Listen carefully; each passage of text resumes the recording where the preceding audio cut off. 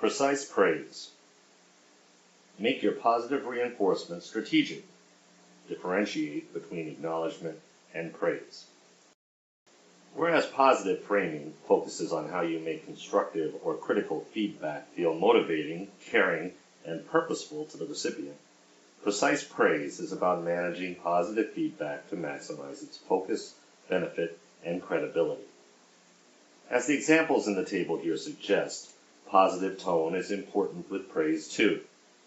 Positive feedback can be destructive if the tone is sarcastic, for example. Avoiding sarcasm is important, but there's a lot more to getting the most out of positive reinforcement than that. Although it might seem like the simplest thing in the world, positive reinforcement helps students more if it's intentional, and you must constantly defend against the potential for it to become empty or disingenuous through overuse. In the end, positive reinforcement is one of the most powerful tools in every classroom, and there's a lot more to it than merely heeding even the oft-repeated advice to praise 3 times as often as you criticize. To get the most out of positive reinforcement, try these rules of thumb for precise praise. Reinforce actions, not traits. Positive reinforcement is clearly about an action that has just occurred. A student does something well, and you tell her that she's done a nice job. At its best, positive reinforcement is also about the future. You don't just want a student to feel good about having done something correctly. You want to help her understand how to succeed again the next time. Even more deeply, you want to reinforce a way of thinking about learning that embraces struggle and adversity, relishes it even. Carol Dweck's seminal research on this topic, discussed in her book Mindset, has shown that in the long run, people who have a growth mindset far outpace those with a fixed mindset. Her research suggests that the difference is one of the strongest predictors of success. People with a fixed mindset see intelligence and skill as something static. You're smart or you're not. You're good at something or you're not. People with a growth mindset see intelligence and skill as fluid. You work hard and you get better. Smart isn't what you are, it's what you do. Individuals with a fixed mindset see a challenge and think, oh no, this is going to be difficult. Individuals with a growth mindset see a challenge and think, oh boy, this is going to be difficult. Dweck finds that praise is central to the development of mindset. If students are praised for traits, for example, you're smart, they become risk-averse. They worry that if they fail, they won't be smart anymore. If students are praised for actions, for example, you worked hard, and look, they become risk-tolerant because they understand that the things within their control, their actions, determine results. It's critical, then, to praise actions, not traits, and further, to carefully identify actions that students can replicate. You are praising them in part to help them see the inside of the success machine. The more actionable the thing you reinforce, the more students can replicate their success. Go back and look at your draft, Maria. See those crossouts and rewrites? That's why your final draft is so strong.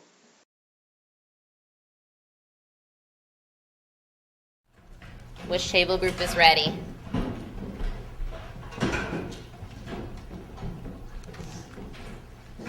I don't know, let me begin. I noticed that they didn't make a lot of noise when they were choosing their first shape. They made sure that everyone had an opportunity. So I see Darnell and Jala and Olivia and Chinyere. They've already gotten their first shape. They put it right up against that line of symmetry and began to trace it. I already see Sean. He's already flipped his shape over to make the mirror image. That's awesome.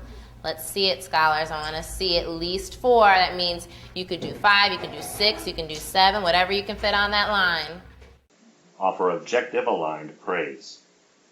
Of course, praising, or positively reinforcing, actions means calling out things like hard work and diligence, but some of the best teachers I've observed align their praise to learning objectives. Suppose students are working on including strong transitions in their writing.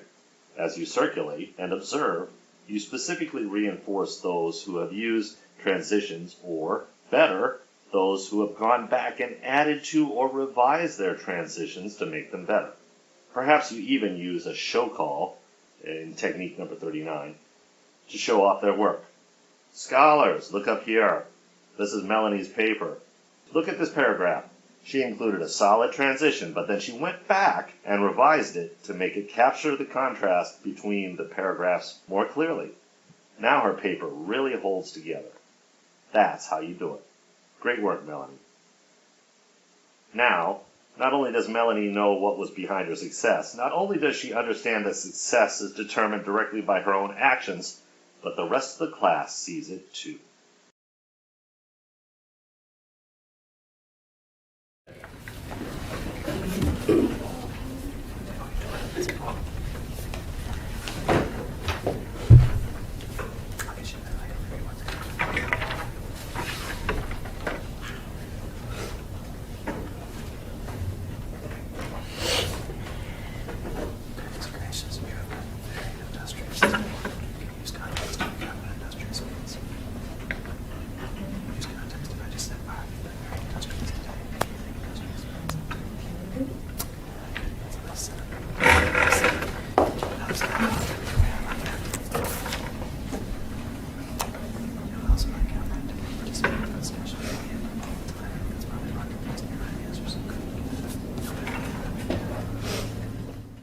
Differentiate acknowledgement from praise.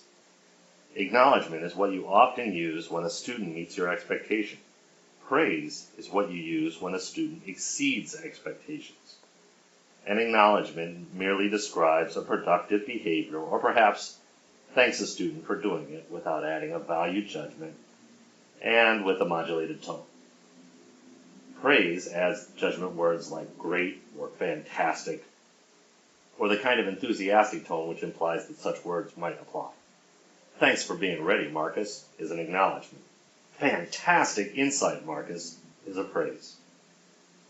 Marcus is ready is an acknowledgement. Great job, Marcus, is praise. Distinguishing the two is important, as reversing some of the examples will demonstrate. If I tell Marcus it's fantastic that he's ready for class, I suggest that this is more than I expect from my students. Ironically, in praising the behavior, I tell my students that standards are pretty low and that perhaps I'm a bit surprised that Marcus met my expectations. Perhaps they aren't expectations at all.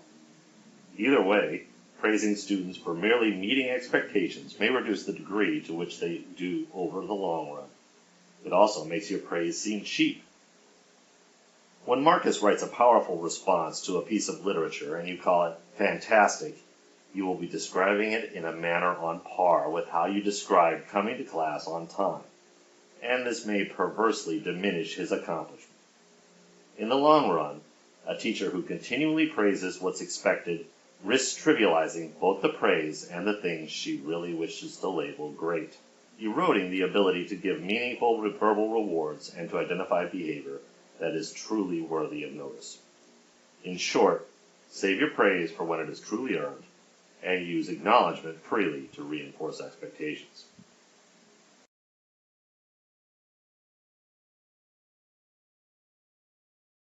2, 1. So good morning, class. Good morning. We'll be talking today about Emerson's Self-Reliance, which you've read on your own independently. So I just want to dive right into it. So this was an early text of Emerson's, early on in his career, published in 1841, but based on sermons that he delivered for a number of years prior to that. So he'd been working this around the time that he was working on Nature, which you already read. So how does this document comprise some of the crux of what transcendentalism means? I turn to you.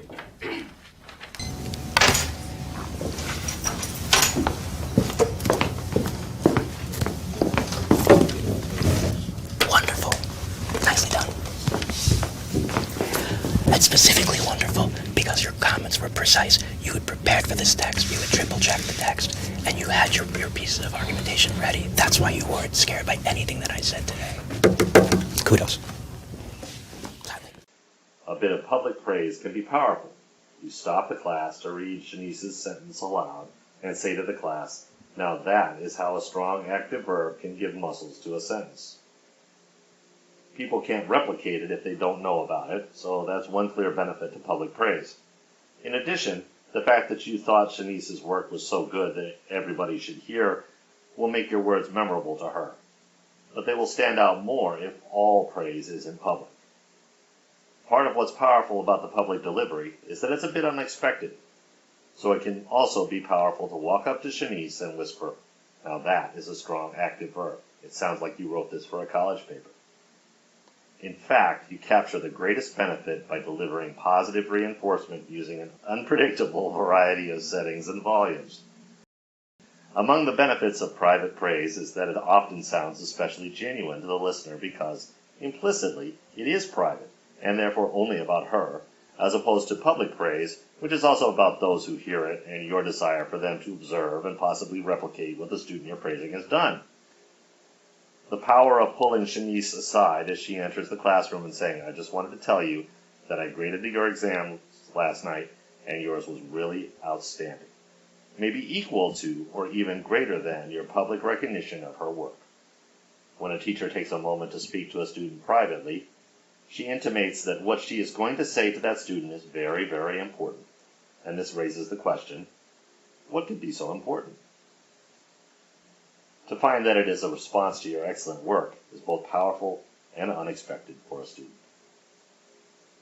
One further benefit of private praise is that it creates uncertainty and additional privacy around all private interactions, and this is immensely productive. If all of my private and quiet conversations with a student were critical, that is, they were all private individual corrections, students might become defensive upon my approach.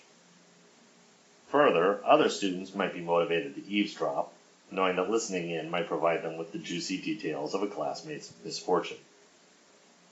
Most people can't help but be curious about such things.